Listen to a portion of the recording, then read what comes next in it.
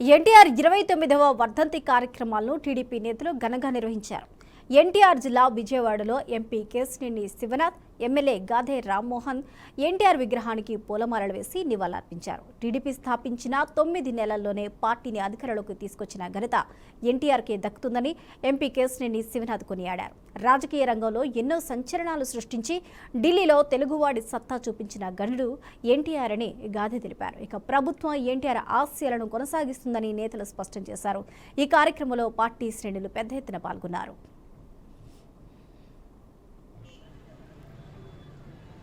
చేపట్టిన ₹2 కిలో బియ్యం అనే పథకం అప్పటి వరకు భారతదేశంలో ఏ ముఖ్యమంత్రి కానీ ఏ రాజకీయ నాయకుడు కానీ చేపట్టిన పవిత్రమైన పథకం.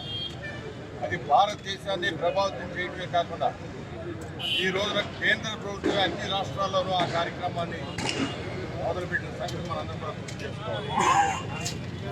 ఘనమైన నివాళులు అర్పిస్తూ ఆయన ఆశయాలు ఆయన ఆదర్శాలన్నీ కూడా పూర్తిగా తప్పకుండా పాటించడానికి మేమందరం కూడా ప్రయత్నం చేస్తామని చెప్పి మరొకసారి ఆయన నిలువెత్తు విగ్రహం ముందు శపథం చేస్తూ పార్టీని ఆయన స్థాపించిన తెలుగుదేశం పార్టీని మరింత పటిష్టతగా ముందుకు తీసుకెళ్లేదానికి మేమందరం ప్రయత్నం చేస్తామని తెలియజేస్తాం. దేశంలోనే 9 నెలల్లో తెలుగుదేశం పార్టీని స్థాపించి అధికారంలో తీసుకొచ్చి వరల్డ్ రికార్డు ఈరోజు నందమూరి తారక మరణం లేని జగన్ వారు, ఎందుకంటే ఏ రంగంలో వారు కాలు పెట్టినా కూడా ప్రపంచంలో సృష్టించడం మాత్రమే కాకుండా ఆ రంగం మీద జరగని